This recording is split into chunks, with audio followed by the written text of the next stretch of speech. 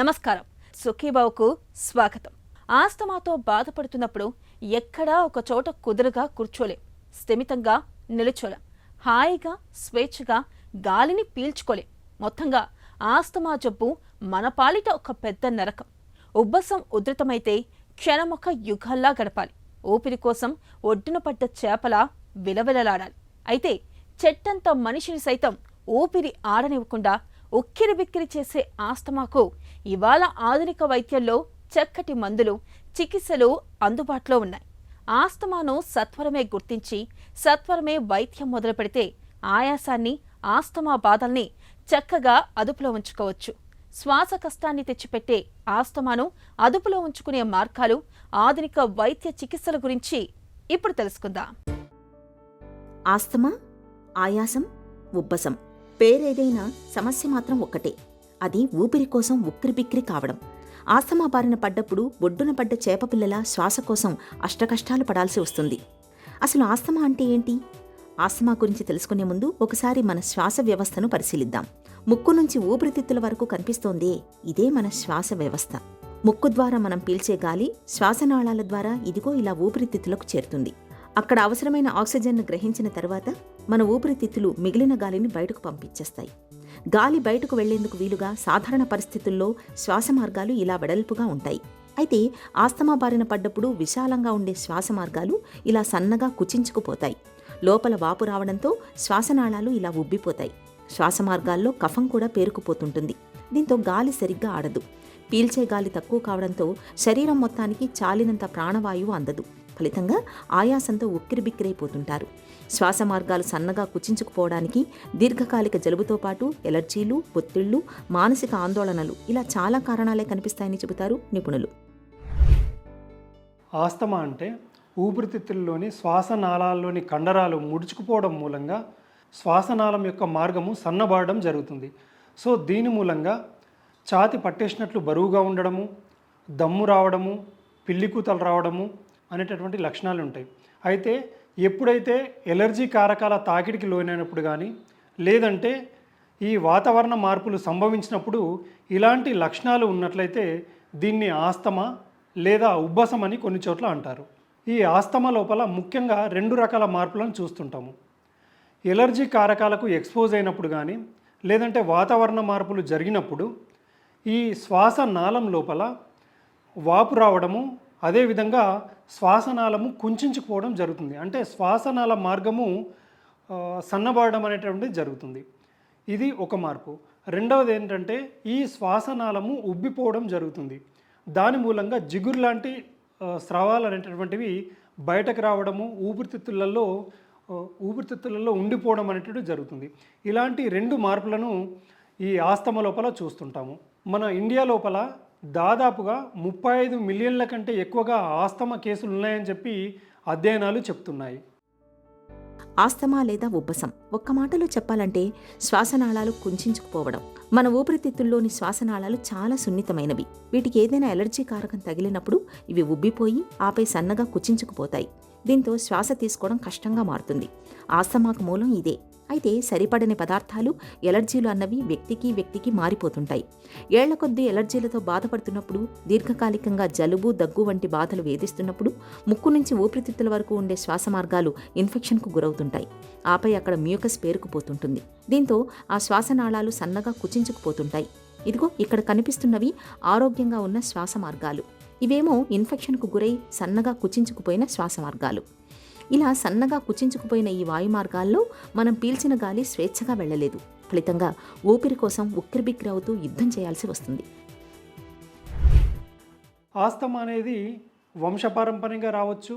అదేవిధంగా allergy కారకాలకు expose అయినప్పుడు asthma వచ్చేటటువంటి అవకాశం ఉంటుంది. అంటే వీటిని ట్రిగ్గర్స్ అని అంటాము. ఈ ట్రిగ్గర్స్ని చూసుకున్నట్లయితే ముఖ్యంగా ఈ దుమ్ము ధూళికి ఎక్స్పోజ్ అయినప్పుడు కానీ, పొగలకు ఎక్స్పోజ్ అయినప్పుడు కానీ, ముఖ్యంగా ఈ అగరబత్తి వాసనలు కానీ, ఈ ధూపం వాసనలు కానీ, హోమంలో వచ్చేటటువంటి పొగకు కానీ, లేదంటే వాహనాల పొగగొట్టాల నుంచి వచ్చేటటువంటి పొగకు కానీ మాటికి ఎక్స్పోజ్ కావడం మూలంగా ఆస్తమా వచ్చే అవకాశం ఉంటుంది. అదేవిధంగా గాఢమైనటువంటి వాసనలకు ఎక్స్పోజ్ అయినప్పుడు, ఈ మొక్కల నుంచి వచ్చేటటువంటి పుప్పొడి రేణువులు కానీ, ఈ జంతువుల యొక్క బొచ్చుకు కానీ లేదంటే ఇంట్లో బొద్దింకల విసర్జకాలకు కానీ ఈ డస్ట్ మైట్స్కి కానీ అదేవిధంగా ఫ్రిడ్జ్లో ఉంచినటువంటి కొన్ని పదార్థాల మూలంగా కానీ ఇంట్లో తేమ మూలంగా ఫంగస్ వచ్చినప్పుడు కానీ వీటి మూలంగా ఆస్తమా వచ్చే అవకాశం ఉంటుంది. అదేవిధంగా కొద్ది మంది లోపల అధిక బరువు ఉన్నప్పుడు కానీ లేదంటే స్మోకింగ్ చేసే వాళ్ళలో కానీ అతిగా వ్యాయామం చేసేటటువంటి వ్యక్తుల లోపల ఆస్తమా వచ్చేటటువంటి అవకాశం ఉంటుంది. అవే కాకుండా ముఖ్యంగా ఈ వడ్రంగి పని చేసేటటువంటి వ్యక్తుల్లో కానీ సిమెంట్ ఫ్యాక్టరీలలో పనిచేసేటటువంటి వ్యక్తుల్లో కానీ గాఢమైన వాసనలు ముఖ్యంగా ఈ బాత్రూమ్లు క్లీన్ చేసేటటువంటి వ్యక్తుల్లో కానీ ఈస్ట్ సంబంధిత పదార్థాలను ఎక్కువ మొత్తంలో యూజ్ చేసేటటువంటి ఈ బేకరీల్లో పనిచేసేటటువంటి వాళ్ళలో కానీ తోళ్ల పరిశ్రమలు అదేవిధంగా రసాయనాల ఫ్యాక్టరీల్లో పనిచేసేటటువంటి వ్యక్తులు ఈ అధిక రిస్క్ గలవారై ఉంటారు. అదేవిధంగా బంగారు దుకాణాలలో పనిచేసేటటువంటి వ్యక్తుల్లో కానీ కాగితపు పరిశ్రమల్లో పనిచేసేటటువంటి వ్యక్తులు కానీ ఈ విధంగా ఈ ఎలర్జీ కారకాలకు ఎక్స్పోజ్ అయినప్పుడు ఆస్తమా వచ్చేటటువంటి అవకాశం ఉంటుంది. కొన్ని రకాల ఆహార పదార్థాలు మనకు పడవు. వాటిని తిన్నప్పుడు ఎలర్జీ లక్షణాలు కనిపించడం మనలో చాలా మందికి అనుభవమే. ఊపిరి కోసం వేధించే ఆస్తమాకు ఈ సూత్రం వర్తిస్తుంది. ఆహార పదార్థాలు పడనప్పుడు, తీవ్రమైన ఒత్తిడికి లోనైనప్పుడు ఆస్తమా అటాక్స్ తరచుగా వస్తూ ఉంటాయి. ఆస్తమాను అదుపులో ఉంచుకునే మార్గాలు, ఆస్తమాకు ఆధునిక చికిత్సల గురించిన మరిన్ని వివరాలను ఇప్పుడు తెలుసుకుందాం. ఆస్తమా బారిన పడడానికి నిత్యం ఇంటా బయట ఎదురుపడే ఎలర్జీలు, కాలుష్యాల్ని ప్రధానమైన కారణాలుగా చెప్పుకోవాలి. ముఖ్యంగా కొన్ని రకాల వృత్తుల్లో పనిచేసే వాళ్ళకి ఆస్తమా వచ్చే అవకాశాలు ఎక్కువగా ఉంటాయి. కెమికల్ ఫ్యాక్టరీలో పనిచేసే వారికి, పెయింట్, సిమెంట్, ప్లాస్టిక్, ఆస్బెస్టాస్, విమానాలు, కార్ల పరిశ్రమలు, కలంకారీ పనులు చేసేవాళ్లు, బేకరీల్లో పనిచేసేవారికి, టీచర్లు, పూజారులు వీరికి ఆస్తమా బారిన పడే అవకాశం ఎక్కువగా ఉంటుందని అనేక అధ్యయనాల్లో వెల్లడైంది. ఆస్తమా ముఖ్యంగా శ్వాస తీసుకోవడాన్ని అస్తవ్యస్తం చేస్తుంది. ఆయాసం, పిల్లికూతలు, దగ్గు, ఛాతీ బిగుసుకుపోవడం వంటి ఇబ్బందులతో ఆస్తమా బాధితులు ఉక్కిరిబిక్కిరైపోతుంటారు. కొన్ని సందర్భాల్లో ముఖ్యంగా సిగరెట్ పొగ, కొన్ని రకాల పుప్పొడులు, చల్లటి గాలుల వల్ల ఈ ఆస్తమా అనేది ప్రత్యక్ష నరకాన్ని చూపిస్తుంది. వాతావరణంలో ఏ కొంచెం మార్పు కనిపించినా కొంతమందికి ఆస్తమా తీవ్రత పెరిగిపోతుంటుంది. ఆస్తమాకు జలుబు తోడైనప్పుడు బాధలు మరింత తీవ్రంగా మారుతుంటాయి. ఆస్తమా ఉధృతమయ్యే ఇలాంటి సందర్భాలలో మందులతో పాటు ఆక్సిజన్ థెరపీ వంటి కొన్ని ప్రత్యేకమైన ఉపశమన చర్యల్ని తీసుకోవాల్సి ఉంటుంది. ఆయాసం అనేటటువంటిది ఆస్తమాలోనే కాకుండా ఇంకా ఇతర వ్యాధుల లోపల కూడా ఆయాసం వచ్చేటటువంటి అవకాశం ఉంటుంది. ముఖ్యంగా ఊపిరితిత్తుల వ్యాధులను చూసుకున్నట్లయితే సిఓపిడి, న్యూమోనియా, ఊపిరితిత్తుల్లోని రక్తనాళాలలో రక్తము గడ్డగట్టడం మూలంగా, అంటే దీన్ని వైద్య పరిభాష లోపల పల్మరీ థ్రాంబో ఎంబోలిజం అని అంటారు.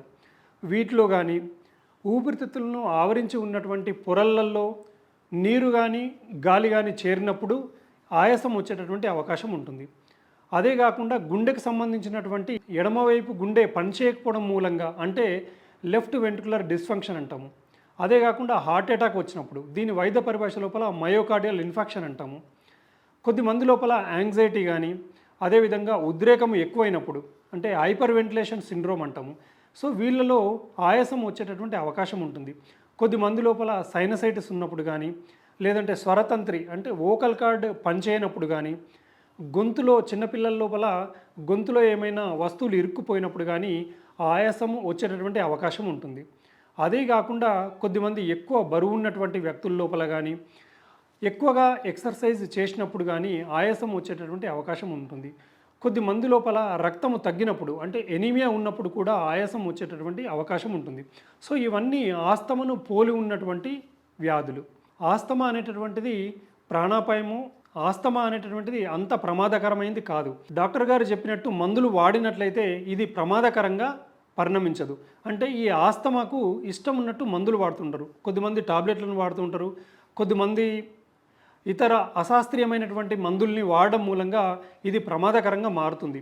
ఈ ఆస్తమాకు సింపుల్గా ఇన్హేలర్స్ వాడితేనే తగ్గిపోయేటటువంటి అవకాశం ఉంటుంది. అంటే 100లో 95% మందికి ఇన్హేలర్ ద్వారానే ఆస్తమా అనేటటువంటిది అదుపులో ఉంటుంది.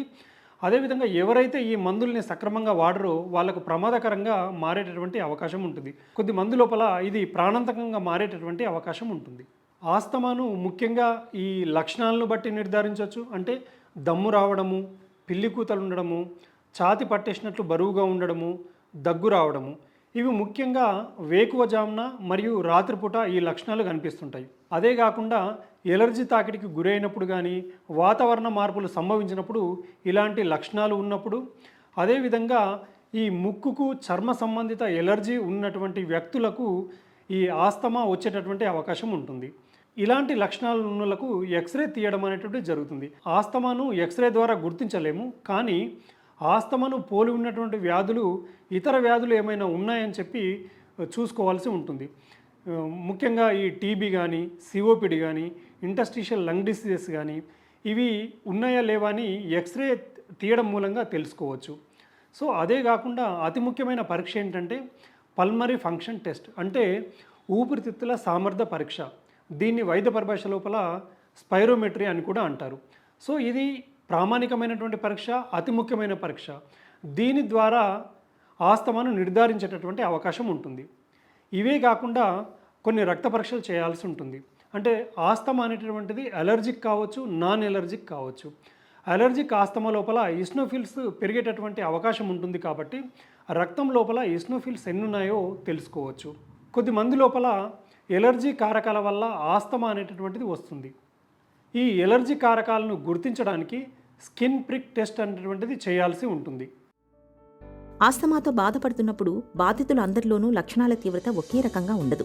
అయితే ఎక్కువ మందికి ఏడాది పొడవునా అప్పుడప్పుడు ఆయాసం వచ్చిపోతుంటుంది. కొంతమందిలో ఇల్లు దులిపినప్పుడో, దుమ్ము ధూళిలోకి వెళ్ళినప్పుడో ఆస్తమా లక్షణాలు కనిపిస్తుంటాయి. కొంతమందిలో సీజన్లు మారినప్పుడు, వాతావరణం మారినప్పుడు ఆస్తమా అటాక్స్ వస్తుంటాయి. వీరిని పరీక్షిస్తే జబ్బు తీవ్రత కూడా ఏమంత పెద్దగా ఉండదు, కానీ ఆస్తమా బాధలు మాత్రం ఎక్కువగానే ఉంటాయి. కొంతమందిలో మాత్రం ఆస్తమా చాలా తీవ్రంగా ఉంటుంది. తీవ్రమైన ఆయాసంతో శ్వాస తీసుకోలేక ఇబ్బంది పడుతుంటారు. మరికొందరికి ఉన్నట్టుండి హఠాత్తుగా ఆస్తమా అటాక్స్ వస్తుంటాయి. ఉబ్బసం ఉధృతంగా ముంచుకొచ్చేస్తుంటుంది. వీరిని ఐసీయూలో చేర్చి వెంటిలేటర్ అమర్చితే కానీ తిరిగి కోలుకోలేరు. ఆస్తమా తీవ్రతను, అది ఏ రకం ఆస్తమా అన్నది తెలుసుకునేందుకు ఇవాళ lung function test, peak flow meter, ఛాతీ ఎక్స్రే వంటి పరీక్షలు చక్కగా ఉపయోగపడుతున్నాయి. ఆస్తమా లోపల ముఖ్యంగా 2 రకాల మార్పులు చూస్తుంటాము. ఒకటేమో వాయునాళము సన్నబడిపోవడము, అదేవిధంగా వాయునాళం లోపల వాపు రావడము. ఈ రెండింటిని దృష్టిలో పెట్టుకొని ఆస్తమాకు చికిత్స అనేటువంటిది అందించడం జరుగుతుంది.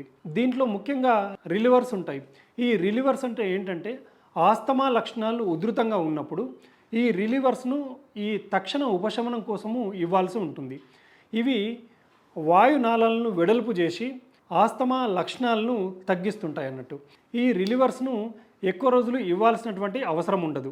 ప్రివెంటర్స్ అంటే ముఖ్యంగా వాయునాళాలలో వాపును తగ్గించడానికి ఈ ప్రివెంటర్స్ చాలా ఉపయోగపడతాయి అన్నట్టు. ఈ ప్రివెంటర్స్ని దీర్ఘకాలంగా వాడాల్సినటువంటి అవసరం ఉంటుంది. అదేవిధంగా ప్రివెంటర్స్ను వాడినప్పుడు తరచుగా ఈ ఆస్తమా లక్షణాలు అనేటువంటివి రాకుండా ఉంటుంది. అదేవిధంగా హాస్పిటల్లో మాటిమాటికి అడ్మిట్ కాకుండా ఈ ప్రివెంటర్స్ అనేటువంటివి దోహదం చేస్తుంటాయి. ఈ మధ్య కాలంలో ఈ రిలీవర్స్ మరియు ప్రివెంటర్స్ రెండూ కలిపి ఈ పీల్చేటటువంటి గొట్టాల్లో కానీ, ఇన్హేలర్లో కానీ ఈ రెండు కలిపి మందులను ఇవ్వడం అనేటటువంటిది జరుగుతుంది. ఆస్తమా చికిత్స లోపల టాబ్లెట్లను ఇవ్వచ్చు, ఇంజెక్షన్స్ని ఇవ్వచ్చు, అదేవిధంగా పీల్చేటటువంటి గొట్టాలు లేదా ఇన్హేలర్స్ను ఇవ్వచ్చు. కానీ ఆస్తమా లోపల అతి ముఖ్యమైనటువంటి ఈ చికిత్స, అతి ప్రభావవంతమైనటువంటి చికిత్స ఏదైనా ఉంది అంటే అది పీల్చేటటువంటి గొట్టాలు మరియు ఇన్హేలర్స్ మాత్రమే. సో ఎందుకంటే ఈ వీటిలో మందు అనేటటువంటిది మైక్రోగ్రామ్స్లో ఉంటుంది కాబట్టి ఈ సైడ్ ఎఫెక్ట్స్ అనేటటువంటివి తక్కువగా ఉంటాయి. అదేవిధంగా ఈ చికిత్స అనేటటువంటిది ప్రభావవంతంగా పనిచేస్తుంది. ఆస్తమాను అదుపులో ఉంచడానికి ఇన్హేలర్స్ మాత్రమే అతి ముఖ్యమైనటువంటి చికిత్స. ఇన్హేలర్స్ని నోట్లో కొట్టుకోవాల్సి ఉంటుంది. ఈ ఇన్హేలర్స్ అనేటటువంటివి ఒకసారి వాడిన తర్వాత నోరును శుభ్రంగా కడుక్కోవాల్సినటువంటి అవసరం ఉంటుంది. ఈ ఇన్హేలర్స్ని చాలామంది ఏం చేస్తుంటారంటే దాదాపు 40% మంది ఇన్హేలర్స్ను ఎలా యూజ్ చేయాలో తెలియదు. ఈ ఇన్హేలర్స్ని సక్రమంగా యూజ్ చేస్తేనే ఆస్తమా లక్షణాలు అనేటువంటివి తగ్గే అవకాశం ఉంటుంది. ఆస్తమా లక్షణాల యొక్క తీవ్రత ఎక్కువగా ఉన్నప్పుడు ముఖ్యంగా నెబులైజేషన్ ద్వారా ఈ షార్ట్ యాక్టింగ్ బీటా-2 అగనిస్ట్ అనేటటువంటి బ్రాంకో డైలేటర్ను ఇవ్వాల్సి ఉంటుంది. ఒకవేళ ఇవి 10-15 నిమిషాలలో తగ్గకపోతే మళ్ళీ నెబులైజేషన్ ద్వారా ఈ బ్రాంకో డైలేటర్స్ని ఇవ్వాల్సి ఉంటుంది. ఒకటి నెబులైజేషన్ ద్వారా బ్రాంకో డైలేటర్స్ని ఇవ్వడము, వీటిలో ముఖ్యంగా షార్ట్ యాక్టింగ్ బీటా 2 అగనిస్టు ఎక్కువగా ఉపయోగపడతాయి. అదేవిధంగా ఒకవేళ ఆక్సిజన్ తక్కువగా ఉన్నట్లయితే ఆక్సిజన్ని పెట్టాల్సి ఉంటుంది. అదేవిధంగా ఈ సిస్టమిక్ స్టీరాయిడ్స్ అంటే ముఖ్యంగా ఈ హైడ్రోకార్టిజోన్ లాంటి ఇంజెక్షన్స్ స్టీరాయిడ్స్ ఇవ్వాల్సినటువంటి అవసరం ఉంటుంది. అదే కాకుండా ఈ మందులను ఇచ్చిన తర్వాత ఆస్తమా లక్షణాలు ఎంతకీ తగ్గకపోతే, ఒకవేళ ఇంకా ఎక్కువగా తీవ్రమైనటువంటి లక్షణాలు ఉన్నట్లయితే మెగ్నీషియం సల్ఫేట్ను కూడా ఇవ్వాల్సినటువంటి అవసరం ఉంటుంది. కొన్నిసార్లు ప్రమాదకరంగా పరిణమించినప్పుడు ఈ ఆస్తమా లక్షణాలు ఈ మందులు ఇవ్వడం ద్వారా కూడా నియంత్రణలో లేనప్పుడు వెంటిలేటర్ పెట్టాల్సినటువంటి అవసరం ఏర్పడుతుంది. ఆస్తమాకు నిరభ్యంతరంగా ఇన్హేలర్ను వాడుకోవచ్చు. అత్యంత ప్రభావవంతమైనటువంటి చికిత్స ఏదైనా ఆస్తమాకు ఉంది అంటే అది పీల్చేటటువంటి మందులు మరియు ఇన్హేలర్స్ మాత్రం. ఆస్తమా జబ్బుకు ప్రస్తుతం ఆధునిక వైద్యంలో టాబ్లెట్లు, సిరప్లు, ఇంజెక్షన్లు, ఇన్హేలర్లు, నెబులైజర్ల వంటి అనేక చికిత్సలు అందుబాటులో ఉన్నాయి. మరి వీటిలో ఎవరికి ఏది మంచిది? ఎప్పుడు ఏ చికిత్సా పద్ధతికి వెళ్ళాలి? ఊపిరి ఆడనివ్వకుండా వేధించే ఆస్తమాకు ప్రస్తుతం ఆధునిక వైద్యంలో ఎలాంటి చికిత్స లభిస్తుంది? ఆస్తమాను ప్రేరేపించే ప్రేరేపకాల విషయంలో ఎలాంటి జాగ్రత్తలు తీసుకోవాలి? ఆస్తమా జబ్బును నివారించుకోవడానికి ఏం చేయాలి? మొదలైన వివరాల గురించి ఇప్పుడు తెలుసుకుందాం. ఆస్తమా అనేది జీవితకాలపు సమస్య. అందుకే దీనికి నిరంతరం చికిత్స అవసరం. సరైన వైద్యం తీసుకోకపోతే ఊపిరితిత్తుల్లోని శ్వాసనాళాలు ఏటా 2-3% చొప్పున క్రమేపీ మూసుకుపోతూ వస్తాయి. కొన్నేళ్లకు శ్వాసనాళాల నిర్మాణం, స్వభావంలోనే తేడాలు వచ్చేసే ప్రమాదం ఉంది. ఒకసారి ఈ స్థితికి చేరితే వాటిని తిరిగి సరిచేయడం సాధ్యం కాదు. ఇలాంటప్పుడు ఉబ్బసం లక్షణాలు కనిపించకపోయినా మందులు వాడుతూనే ఉండాలి. ఆస్తమాకు చికిత్స అన్నది ప్రధానంగా ఆస్తమాను సరిగ్గా గుర్తించడం మీదే ఆధారపడుతుంది. ఆస్తమాకు ఇవాళ చక్కటి మందులు, సిరప్లు, ఇంజెక్షన్లు, ఇన్హేలర్లు, నెబులైజర్లు ఇలా అనేక రకాల చికిత్స పద్ధతులు అందుబాటులో ఉన్నాయి. ఆస్తమాకు రిలీవర్స్, ప్రివెంటర్స్ అనే 2 రకాల మందులు వాడతారు. రిలీవర్స్ మందుల్ని ఆయాసం బాధిస్తున్నప్పుడు వాడతారు. ఇవి కుచించుకుపోయిన శ్వాసనాళాలు వెంటనే తెరుచుకునేలా చేసి ఆయాసాన్ని తగ్గిస్తాయి. ప్రివెంటర్స్ మందుల్ని ఆయాసం మళ్లీ రాకుండా నివారించేందుకు వాడతారు. వైద్యుల సిఫారసుతో 2 రకాల మందుల్ని పరిస్థితులకు తగ్గట్టుగా వాడుకోవాలి. రిలీవర్స్, ప్రివెంటర్స్ మందుల్ని నోటి ద్వారా తీసుకునేందుకు ఇప్పుడు ఇన్హేలర్లు అందుబాటులో ఉన్నాయి. తల్లిదండ్రులకు ఇద్దరికీ ఆస్తమా ఉన్నట్లయితే పిల్లల లోపల 70% మందికి ఆస్తమా వచ్చేటటువంటి అవకాశం ఉంటుంది. తల్లిదండ్రుల్లో ఒక్కరికి ఆస్తమా ఉన్నప్పుడు 30% మందికి ఆస్తమా వచ్చేటటువంటి అవకాశం ఉంటుంది. కానీ కొద్ది మంది లోపల వంశపారంపర్యంగా కాకుండా 6% మంది లోపల ఆస్తమా వచ్చే అవకాశం ఉంటుంది. ఈ 6% మంది లోపల ముఖ్యంగా ఎవరుంటారంటే, ఎవరైతే ఈ దుమ్ము ధూళికి ఎక్స్పోజ్ అవుతుంటారో, దుమ్ము ధూళిలోకి వెళ్తుంటారో, ఎక్కువగా దీర్ఘకాలికంగా దుమ్ము ధూళికి, పొగకు, గాఢమైన వాసనలకు, చల్లటి గాలులకు ఎక్స్పోజ్ అయ్యేటటువంటి వ్యక్తుల లోపల ఆస్తమా వచ్చేటటువంటి అవకాశం ఉంటుంది. ఈ దుమ్ము ధూళిలోకి వెళ్లకుండా ఉంటే బాగుంటుంది. ఒకవేళ వెళ్లాల్సినటువంటి అవసరం ఏర్పడినట్లయితే ఖచ్చితంగా ముక్కును, మూతిని కవర్ చేస్తూ కర్చీఫ్ను అడ్డుపెట్టుకోవాలి. ఒకవేళ కర్చీఫ్ లేనట్లయితే మాస్క్ను ధరించడం మంచిది. ఎవరైతే పొగకు మాటిమాటికి ఎక్స్పోజ్ అవుతున్నారో, కొంతమంది ఈ అగరబత్తి వాసనలకు కానీ, అదేవిధంగా ధూపం వాసనకు కానీ ఎక్స్పోజ్ అవుతుంటారు ఎక్కువ దీర్ఘకాలికంగా. సో వీళ్ళు ఎక్కువగా ఈ పొగలకు ఎక్స్పోజ్ కాకుండా ఉంటే బాగుంటుంది. కొద్దిమంది పరిశ్రమల లోపల పనిచేస్తుండి రసాయనాలకు ఎక్స్పోజ్ అవుతుంటారు. అలాంటి వాసనలకు దూరంగా ఉండడం మంచిది. సరైనటువంటి జాగ్రత్తలు తీసుకున్నట్లయితే ఆస్తమాను నిరోధించుకోవచ్చు. దుమ్ము ధూళిని ఊడ్చకుండా తుడిచినట్లయితే బాగుంటుంది. అదేవిధంగా మన బెడ్షీట్స్ కానీ, పిల్లోస్ కానీ శుభ్రంగా ఉంచేటట్లు చూసుకోవాలి. మన ఇంటి పరిసరాలని దుమ్ము ధూళి లేకుండా శుభ్రంగా ఉంచుకోవాలి. అదే కాకుండా ఈ ఊపిరితిత్తుల సామర్థ్యాన్ని పెంచేటటువంటి ఎక్సర్సైజులు, ముఖ్యంగా వాకింగ్ అయితేనేమి, రన్నింగ్ అయితేనేమి, షటిల్ ఆడడము, ఈత కొట్టడము, సైక్లింగ్ చేయడము, ఇలాంటి ఊపిరితిత్తుల సామర్థ్యాన్ని పెంచేటటువంటి ఎక్సర్సైజులు చేయాలి. అదేవిధంగా యోగా కానీ, మెడిటేషన్ కానీ చేసినట్లయితే యాంగ్జైటీ, ఉద్రేకము తగ్గేటటువంటి అవకాశం ఉంటుంది. అన్ని పోషకాలతో కూడినటువంటి సమతుల ఆహారం తీసుకున్నట్లయితే బాగుంటుంది. సో ఇలాంటి జాగ్రత్తలు తీసుకున్నట్లయితే ఈ ఆస్తమాను నిరోధించేటటువంటి అవకాశం ఉంటుంది. ఆస్తమాను అదుపులో ఉంచుకునేందుకు జీవనశైలి, అలవాట్ల విషయంలో తగిన జాగ్రత్తలు తీసుకోవాలి. ఆస్తమాను ఉధృతం చేసే దుమ్ము, ధూళి, తవిటి పరుగులు, సిగరెట్ పొగ ఇలాంటి ప్రేరేపకాలకు దూరంగా ఉండాలి. ఇంట్లో బూజు, మొక్కల నుంచి రాలిపడే పుప్పొడి కూడా ఆస్తమా ప్రేరేపకాలే.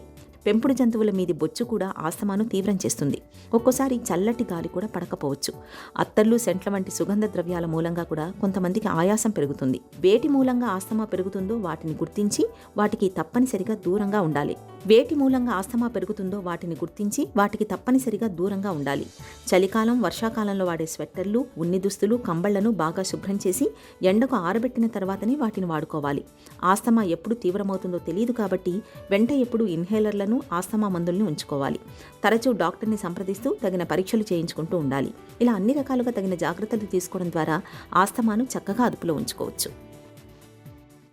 ఆస్తమా మొండి జబ్బే కావచ్చు, కానీ దీనికి రీలివర్స్, ప్రివెంటర్స్ రూపంలో చక్కటి మందులు అందుబాటులో ఉన్నాయి. ఓవైపు ఈ మందులు వాడుకుంటూ మరోవైపు ఎలర్జీలకు, దుమ్ము, ధూళికి, ఇతర కాలుష్య కారకాలకు దూరంగా మసులుకుంటే చాలు. ఆస్తమా ఉన్నప్పటికీ ఎలాంటి శ్వాస కష్టాలు లేకుండా అందరిలాగా హాయిగా జీవనం సాగించవచ్చు.